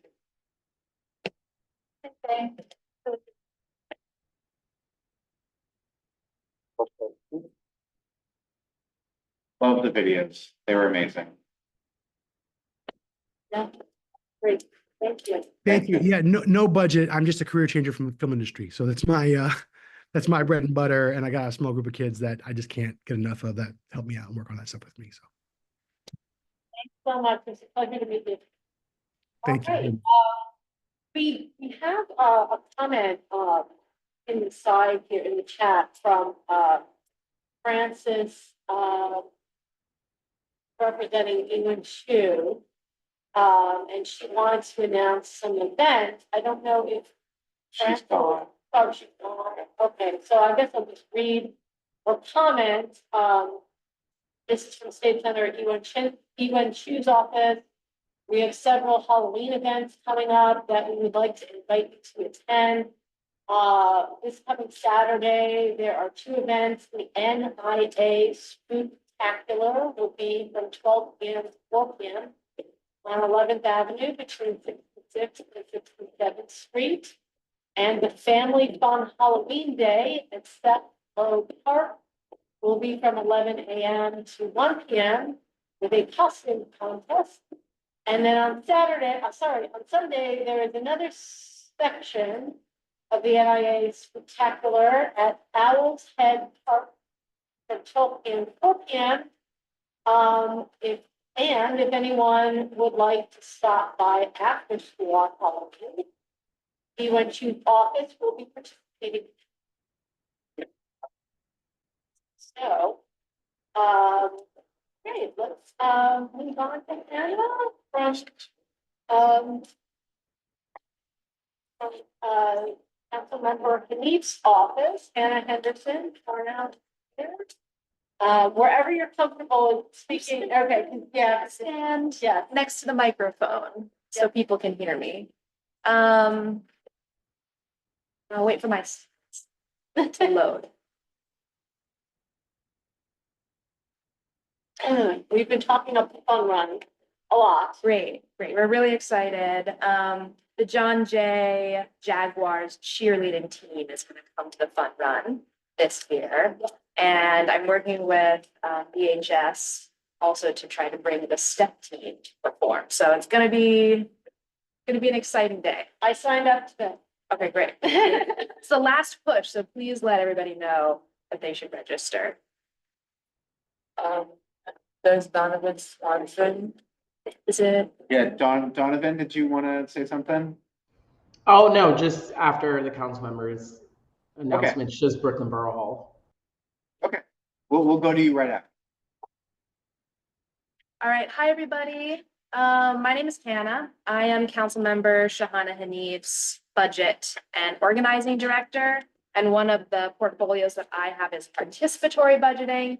And I'm really grateful to join you all today to share a little bit about our participatory budgeting cycle, which we just kicked off. This is participatory budgeting cycle number 14. And that means it's the 14th year participatory budgeting has been in New York City. So, it's changed a little bit and I'm excited to share more. Slide. So in particular, I think participatory budgeting is a really great resource for schools and school communities to be looped into. Just so you know, District 39 is not the entirety of District 15. So you can see our map here. District 39 covers the neighborhoods of Park Slope, Gowanus, Borough Park, Carroll Gardens, Cobble Hill, Windsor Terrace, and Kensington. And now we cover more of Gowanus and a little bit more of Kensington than we did, previously, since the district lines changed last January. Participatory budgeting essentially is a way for community members to propose ideas for government funding and then get those ideas funded through an open voting process. So our office allocates $1.5 million in capital project funding. This is, those big infrastructure projects, the school construction authority projects that we have been talking about today. We also are one of two districts in the city that allocates expense funding, which is nonprofit programmatic funding. So this could be a school that needs, for example, equipment for a club, or if there's a vision for, a type of programmatic project that spans multiple schools, or unifies, a whole district, for example. Slide. So in our office, we like to think of participatory budgeting really as more than just the ideas. Participatory budgeting is not just about the ideas that get on the ballot, it's also a pipeline of ideas that we, every year identify from our neighbors and can communicate to city agencies. So even if the ideas are not funded, we're communicating the needs of our community members to the school construction authority, to the parks department, to the libraries, etc. Participatory budgeting also expands our civic engagement. Community members get to be involved in government and government decision-making all year round and not just during an election year. And really importantly, everybody who lives in or goes to school in District 39 who is over the age of 11 can vote on the projects regardless of citizenship status.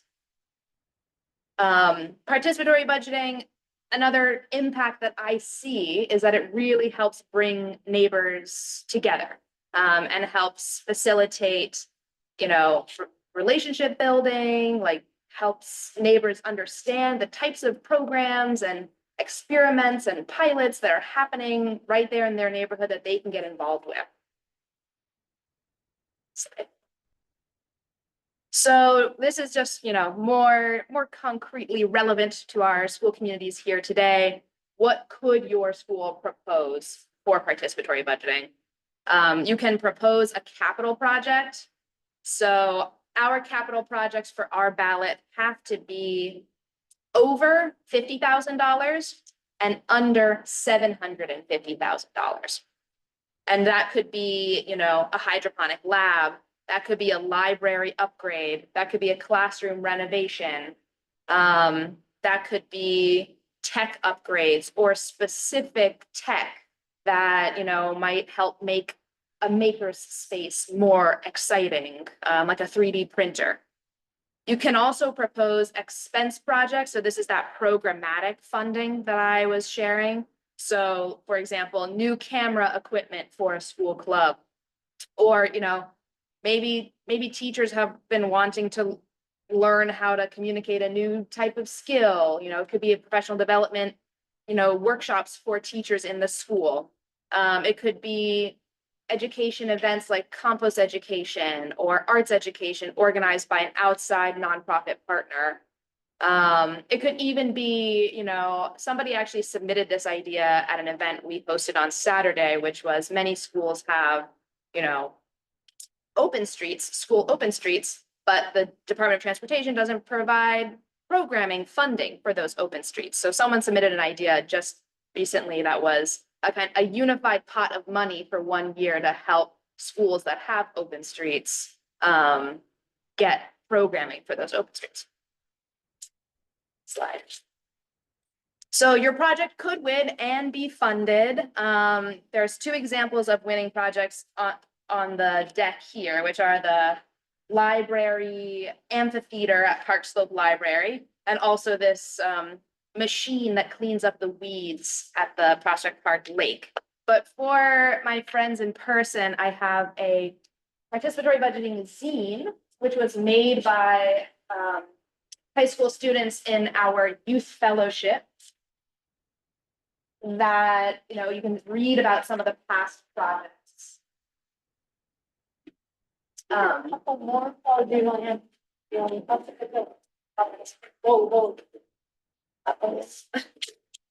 So these are a bit more in depth, and you can sort of see example projects. Some of them are school related, some of them are youth related, but outside of school. And there are some photos and some history to PB as well. Slide. So what's the timeline for this project? So we're collecting ideas until November 15th, and I have a QR code that I'll hand out the folks in person today. And then we're going to be, recruiting volunteers from the community who will help develop those projects, either vet those projects with the school construction authority or identify a nonprofit partner and work with the other volunteers essentially to narrow down 100 ideas to 20 ideas that go to our ballot. We're going to be developing the ballot through February. Then we're going to be organizing vote sites in March. Last year, we had quite a few schools that didn't even have a project on the ballot decide to be host a voting site for their students and their parents, which was really great. And I would love to, encourage schools to engage that way. And then vote week will be the last week of March, first week of April of 2025. So what can you do right now? You can brainstorm and submit your ideas before November 15th. You can also contact me. We have a delegate orientation tomorrow night, but there will be another orientation in early November because our timeline got a little bit pushed. So we had, booked the dates too early.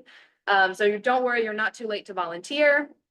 And of course, if you just want to get involved with Vote Week, you can host a poll site at your school later on in the cycle. I do want to share, if folks on the CEC are hearing capital priorities from the schools that you're in touch with, and they fit within our project range, I would also, encourage you to share with the school that this could be one opportunity to get those projects funded.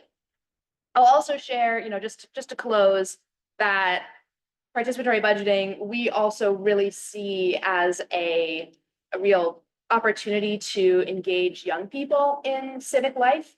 And this cycle, we're excited to pilot 3 different types of engagement with 3 high schools in our district to bring the participatory budgeting ideas collection directly to students. So at the John Jay Educational Complex, I'm working with all 4 schools to do a tour with the School Construction Authority and students and principals so that the students can learn about the resume process, can learn about what kinds of, how the money works, how the capital projects work, and then can debate with each other and deliberate and come up with ideally one idea that they'll then propose after also vetting that idea with the administration. And at Brooklyn Collaborative Studies, we're working with the 12th grade advisory this cycle to identify, there's a group of students that are forming a student union and they want to do something like a civics project. So we're kind of going to give them participatory budgeting to do.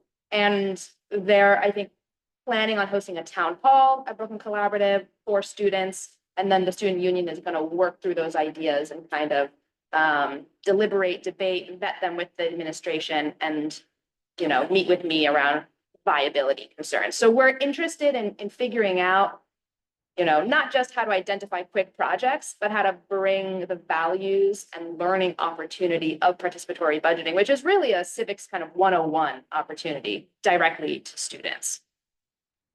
And if you have any questions, please email me. Also, I'm open to questions in this comment period. Thank you. Thank you. Are there any questions or comments from people joining us on Zoom for Hannah?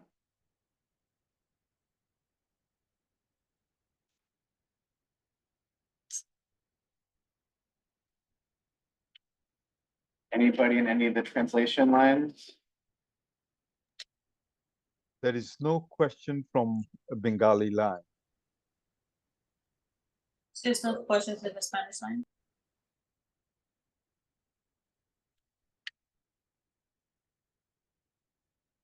Any questions from those joining us here in person? You had? Comment.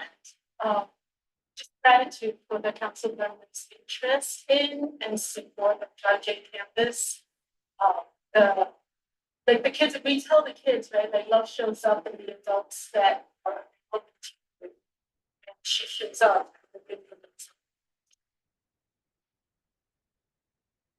I just had one point of clarification.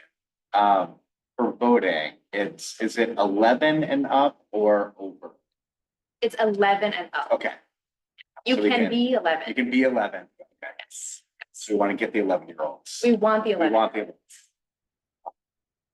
Phone. Yes, that is a great question. You can submit ideas on our online ideas map. And I'm going to bring you directly. And then if the map is giving you trouble, you can email me directly and I'll give you my card.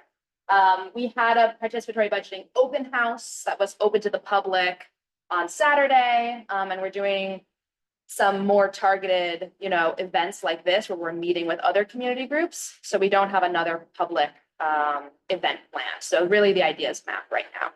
Is how you would send it. Yeah. There's Raphael, the district blast out an email with the link to the map. Yeah, we can blast out. No, we'll do is actually post it on the site because we're very careful with blasting something emails to parents on a constant basis. Then they'll stop looking at it. But we can definitely take the link and put it on the site as another place to.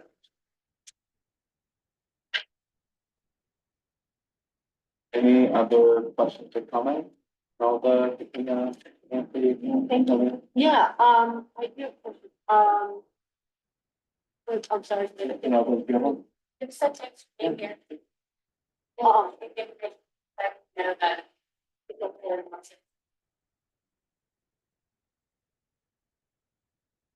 Just point of clarification, so, capital project must be over $50,000, but under what? 750,000. So it's a bit of a narrow window. Right. Because we like to fully fund a project. We don't want to do like seed funding and then risk, not being able to accumulate the funding. Yeah. Later. Yeah, so what, we're in the process of collecting all of these repairs and SCA capital plan projects. Come January, we're gonna submit that, and we always submit to our council members projects too, but that's past your deadline. So we really have to encourage, as we're hearing the projects from the school, keep in mind that number, 50,000, 750,000, because we could steer some of those projects back towards their city council member. Exactly. And I don't know if there's a strategy, like if it makes maybe a little more sense to bring some of those more expensive projects to the school construction authority directly as a recommendation to try to get some of their funds, but.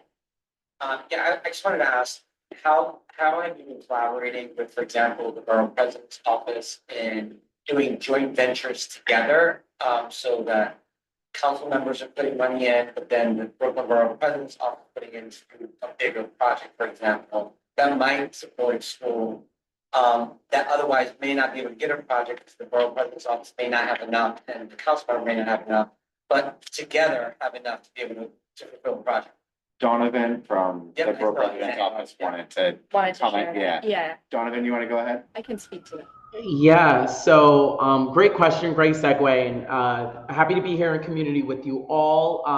The only thing I was going to actually talk about, ironically, was RESOA capital funding, because it's never too early to start talking and thinking about that, and because I'm around all the districts, I don't know next time I'll be at CEC 15's meeting. So just to talk about a little bit about how the Brooklyn Borough President has operated in the past, and I haven't spoken to him yet about this, but my assumption is how we will operate in this upcoming cycle is that he works hand in hand with council members. So in CEC 15's case, Councilmember Hanif and Councilmember Avilas's office. In the past, I think there's been a minimum of at least 750,000 allocated to each council member from the Brooklyn Borough President's pot of money, right? So we would reach out to the respective council member's office after a school has submitted an application also to Brooklyn Borough Hall and say, hey, these are the list of schools that have applied through Brooklyn Borough President's office's line.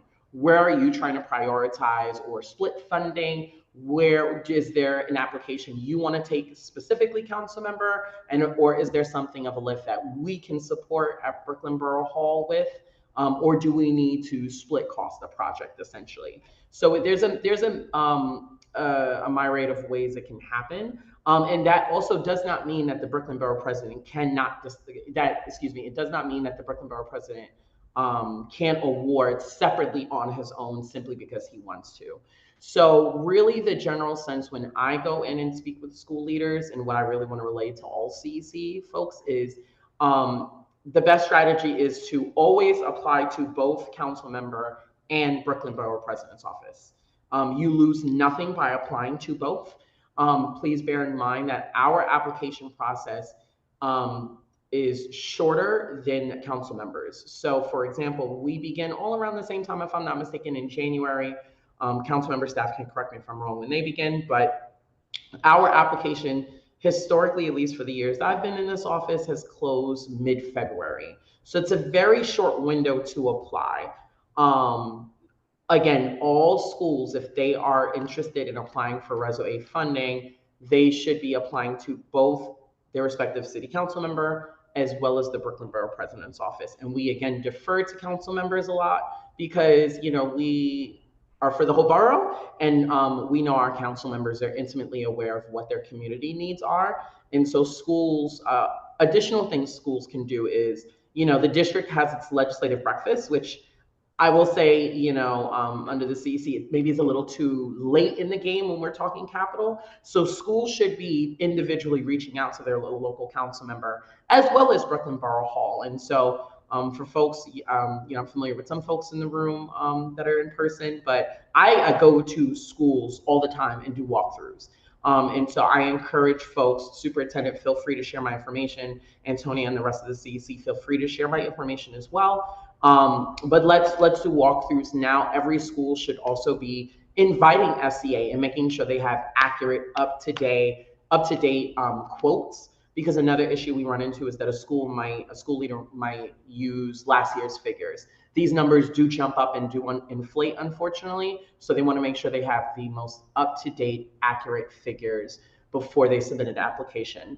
And I think the last thing I'll share is we follow the same protocols as far as like restrictions. And so the minimum has to be 50,000. Okay, so just that's kind of across the board when it comes to capital for the entire city. We are not doing a webinar this year like we did last year because there's not many changes with this process. However, folks can go to our website where we did do a webinar last winter, you know, late fall, where we invited school leaders as well as CECs and superintendent offices to meet with both our office and SCA, and where there's the whole deck and everything. So if you go on our website, and I'll make sure to drop that in the chat, you can access the prior webinar, which has a lot of the same information. So hopefully that answers a little bit of your question there. Anna, anything you want to add? Yeah, I'll just add that because of the timelines of when schools have to apply for borough president funding, that's why we are not really able to do the matching grants within the participatory budgeting process. And also, it's my view that we want to be transparent around the true cost of projects on the participatory budget ballot, since so many community members that, you know, don't come to regular transparent meetings like this are just reading for the first time how much a bathroom costs or how much a playground costs. And we want, you know, to ensure that, you know, within the PD process, it's just like all well contained. If you vote on it and it wins, it will happen. The money will be allocated in totality, etc. So when we are able to match with the borough president's office, and they work with us to, you know, contribute to other school projects, that will happen with the rest of our discretionary capital, not with the items in the participatory. One more thing, are you and Donovan both aware that SCA changed its limit for the capital projects to $35,000? I don't know if that impacts you. Yeah, we had a meeting with Carmine Francis a couple weeks ago, and he told us that now a capital project was over 35,000. I haven't heard that yet. The only $50,000 projects I'm aware of are like technology grants. So perhaps maybe they were referring to. Yeah, and for Borough Hall, again, I work with our budget director who takes in on most of this. So maybe that information hasn't made its way to me as of right now, but I would agree. I believe that maybe they've lowered the threshold because of the technology requests sometimes, like laptop carts and things like that may be more inexpensive. But I can go back to our budget director and get clarity. So Antonio, hopefully by Thursday evening for our meeting, I have an answer for you. So I will follow up there. The only other thing I really want to quickly say is Brooklyn Borough Hall, in this most recent cycle, we funded 4 schools out of District 15. That included PS10 Magnet School for Math, Science, and Design Technology, Center for Bishop Ford's, the Pre-K Center for Bishop Ford, PS230, the Doris Cohen School, as well as PS01, the Bergen School. And those projects ranged from PS10's playground renovation, auditorium upgrades for both the Pre-K Center and PS230. And then for PS01, it was a technology upgrade.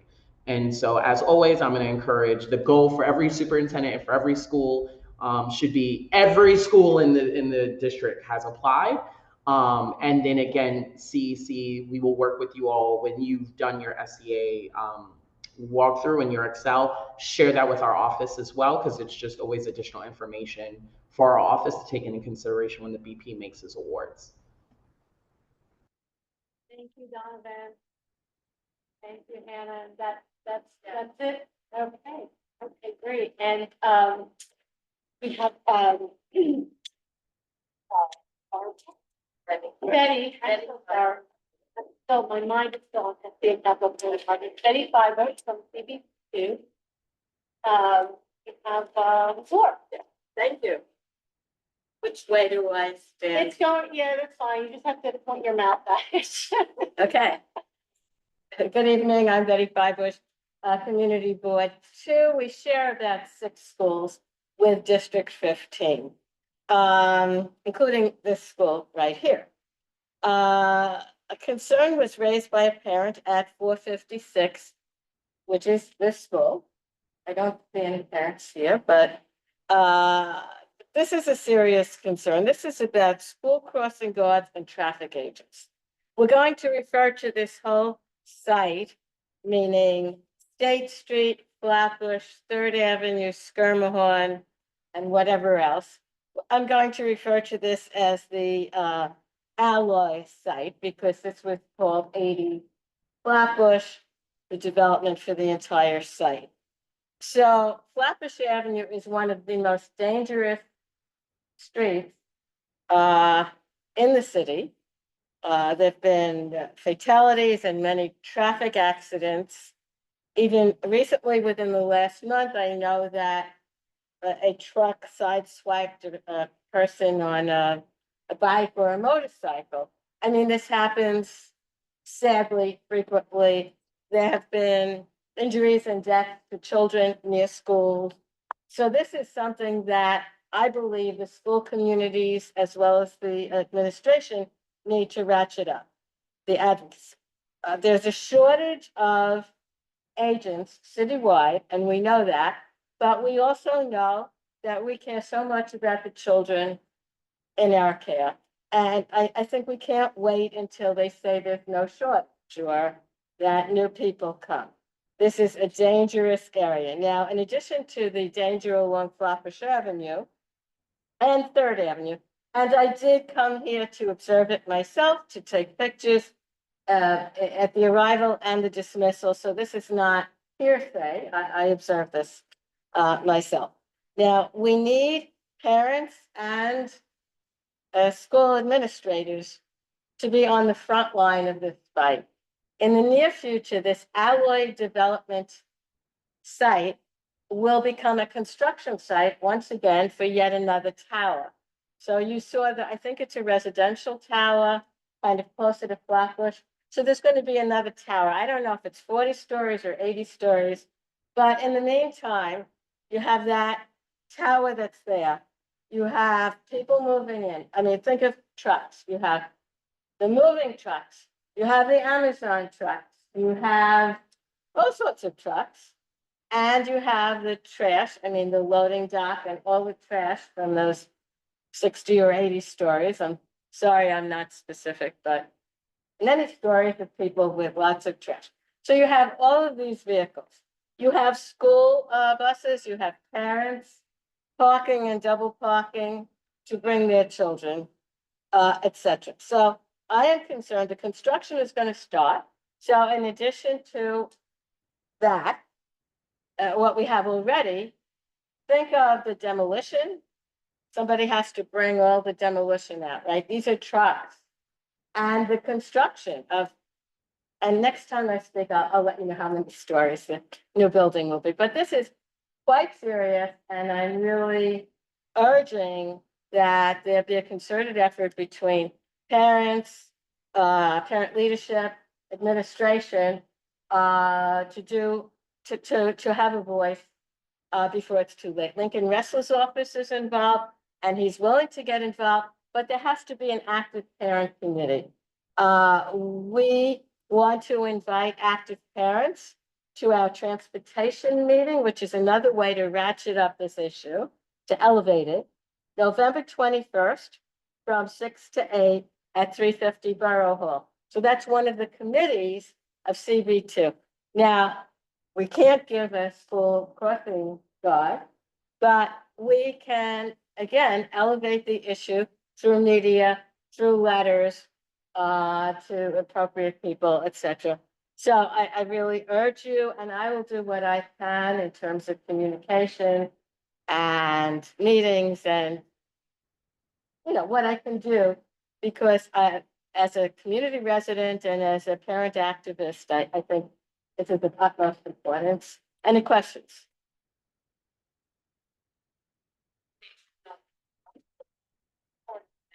That's a good question. Thank you for this. So that the day I visited, there was one on Flatbush Avenue. So that means there's none on Third Avenue. Now, at this point, being that it's a Brooklyn-wide school, not a district-wide school, a lot of people are coming from that side, the Flatbush Avenue side, because that's where the trains are and the transportation. Now, on other heavily traveled streets like Tillery, when you're going down Tillery to the BQE and there's Flatbush and all, there's traffic agents. Now, they are much more highly trained, they're at a higher grade of, they all work for the police department, okay, the NYPD. It's just the 84th precinct, in case you want to call it. But other places that are heavily trafficked have the traffic agents. This is just, I don't want to say just, take that back. This is a person who, you know, puts up a sign, stop, and has the white gloves and, you know, walks across and help. But this person can't stop the traffic or do the other things that the traffic agent can do. And also, okay, so there are two sides at this point. At the dismissal, Third Avenue is very big. A traffic patterns change throughout the day. I know nothing about traffic, so, but they change and they're all going down Third Avenue, kind of toward where the Manhattan Bridge is or the BQE, in that direction. And they're stopping in the crosswalk, or if nobody's going, they're just going through the light. You know, traffic in New York is complicated. I'll leave it at that. Any other questions? Yes. So, I've been crossing this area with a stroller for like years and years and years, and that area is a nightmare.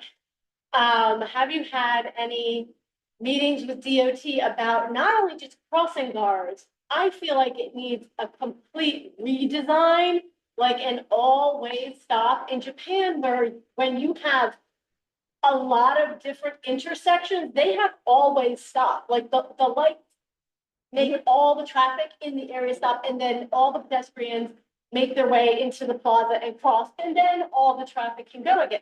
Like, it needs to be right. completely. And okay, so let me redefine myself. I'm the chair of the Youth Education and Cultural Affairs. I don't know that much about transportation, but we have a transportation committee, and DOT representatives come, and they're looking at Flatbush Avenue redesign constantly. Now, this is up to the political whims, you know, the bike lanes and loading zones, etc. When we met with safety to determine the school building, first of all, there was only 2 agents assigned to the school. We made it 3, 2 for the high school side, since it's a very small high school, and one for the elementary side to improve access to safety. In terms of the school crossing guards, which is again, all from NYPD, not even Department of Transportation. We had the option of one school crossing guard. We decided to place the crossing guard on the Flatbush side because it was more heavy traffic than we were concerned about. We have the same access as the traffic agents. The only difference is they can't provide summons, which a traffic agent technically can. They don't usually do it, but they can. We also Don't they place it. also have different training? They have Slightly, an yeah. elevated. What we also had understood was that during rush hour traffic times, traffic agents are out. So we do see some traffic agents, especially when there's an event at the Barclays Center. They do have their own pedestrian crossers, but they also have the traffic agents. They usually stand on Atlantic Avenue and Flatbush. But in terms of Flatbush and State, which is a really uncomfortable intersection. I live down here, so I know how uncomfortable it is for adults to cross in between cars, trying to. Then the Apple store has a lot of cars that are parked, double parking, which is what's creating the traffic of 2 lanes, 3 lanes merging into 2, when it shouldn't have to be. That's the problem that we're having, is that cars are not being ticketed for being double parked in front of the Apple store. So what happens is creating more of a mess of creating a huge zone of traffic. That traffic can last about 20 minutes just to get to a 3-block radius. I know. Third Avenue is the same way, because when they changed the traffic pattern, the pattern created for more pedestrian walkway. In creating the more pedestrian walkway, it's created less traffic lanes. You have Skimmerhorn, it used to be 2-way street, it's now a 1-way street. Third Avenue is also at one point used to be a 2-way street, it's now only a 1-way street. So you have all of the traffic coming around Atlantic, Third Avenue on both sides of Atlantic, trying to turn to go into Flatbush. So that's what's creating the traffic there, creating a huge mess. So we, as a district, were able to at least get the traffic agent on Flatbush Avenue. We weren't able to get one for Third Avenue because there's a shortage citywide. Yeah, yeah, thank you. Those are very good points. We see huge construction in a vehicle. This isn't just cars and Ubers, so they are so long, and when they're turning, and when they're going through intersections, this creates a dangerous situation. You're right that sometimes it goes very slowly because there's just so much traffic. But sometimes they don't even see people crossing, and the vehicle is very long.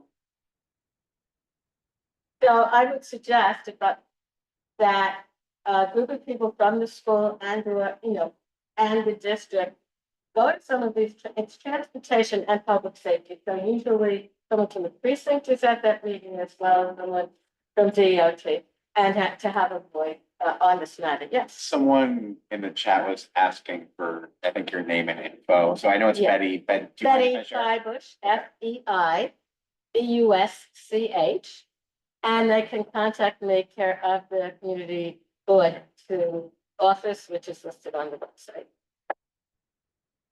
Betty, you want to involve also Brooklyn North Command? We tried Because to it's read separate from the 8-4. The precinct handles the supervisory of those, but the person who's making decisions around, for example, safety agents is the Brooklyn North Command. So you're gonna want to reach out to the Brooklyn North Command to it's, I believe it's Sergeant Henderson. Or excuse me, Chief Henderson. Sergeant Hunt. Those are from the Brooklyn North Command that might be able to get more headway as it relates to things that are impacting. Yeah, if you could send me the. I'll send it in an email that when you send me your email. So that, sorry, I'm just trying to think about, is the posting of a traffic being a way to sidestep the need for these crossing guards that no one can ever find, identify, or hire? Like, can enough advocates get together and say, there needs to be a traffic agent that's from the Third Avenue side. Because 10,000 cars cross there every hour or something, like I'm making. Like, is that, I'm sorry, I don't have that level of detail, but the, traffic agent, as I know, is a higher level of. To your point, that they do that when there's an event at the park, excess amount of vehicles that are around. So they do not only post their pedestrians that are paid for by Barclay, but they also have an actual traffic agent that actually work the Atlantic corner on both ends to ensure that traffic don't hit a pedestrian. In addition to those pedestrians, crossing guards that are paid for by, the Barclay. But there are traffic agents based on the large number of, traffic. I know in the morning, I live near Tillery Street. By Tillery Street in the morning, there's always an agent, and in the afternoon. They're not there in the middle of the day, but there's heavy traffic time periods, they're assigned to those particular locations, and then they're moved around the city. They're picked up by the supervisors to be moved to other locations that might have traffic at different times of the day. I think that's the point, because having, done the seats, Brooklyn State Street thing with the crossing guards, whatever, for all that time. It's so impossible it's like sleeping, Bloodburn Turnip or whatever, but these traffic agents can be deployed for the critical incident times of days so that. I'm sure that could be, but look at us, not one of us are parents in the school, right? And where are the parents? And the advocacy has to come not from me.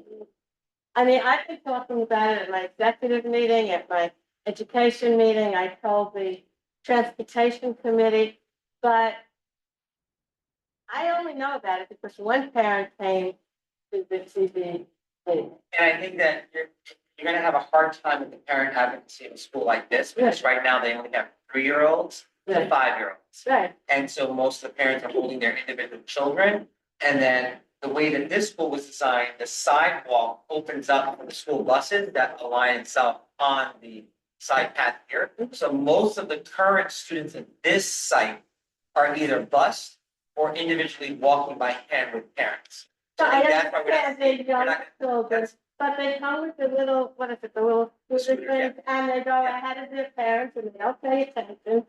And But I think in order for you to get enough parents, we only have 4 classes of students, there's not gonna be enough parents to be enough advocacy for the particular corner, I think that's what the issue is.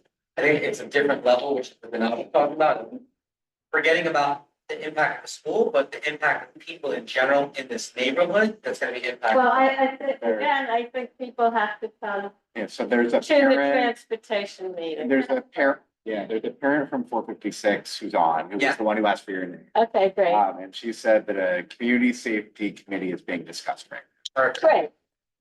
Thank you so much, and I'm willing to, support the individuals who are advocates. Yes. Send me some little, write-up of when the meeting is and where it is, and just an explanation of the issue. And we'll do an e-blast from the CEC 15 email to the entire district, if that's helpful, or just send it to this school and Khalil Gibran. I don't know what's best, but I mean, from my point of view, we need people talking about what they observe, saying, I observed kids not holding their parents. I observed trucks that are trying to unload while parents are unloading children and school buses are unloading, whatever they've observed. And that the city has to do better. When other new schools have opened, there's also been a lag in getting these traffic and school crossing agents. And what is the expression? Squeaky wheel. Yes. Yep. So thank you for listening and send me that, collaborate. make sure it goes up. Good. Thank you. Very good. So let me go back to our agenda.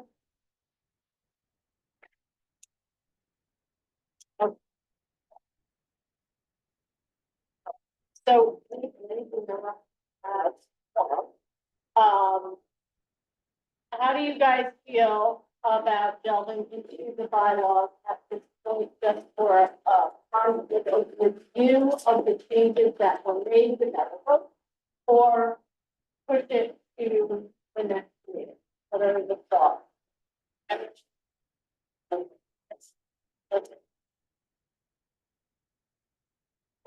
All right, we will just move on to general public comments.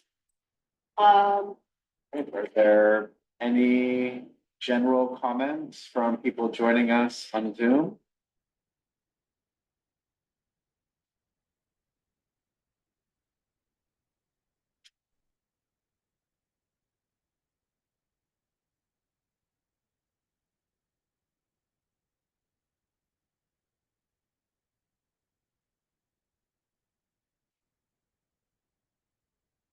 Anybody in any of the translation line?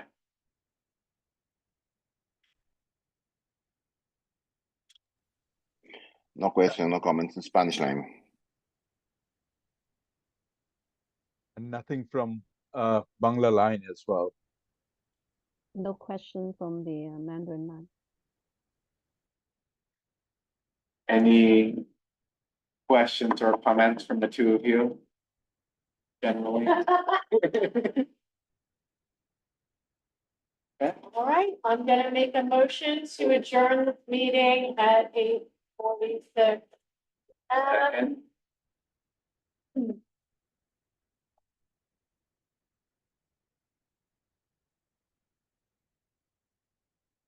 Good night, folks. Thank you so much. The next time we meet, there's gonna be a new president. Well, not yet, to January. Well, but there will be a new president elect. So I Maybe. may not know. We may not. Probably might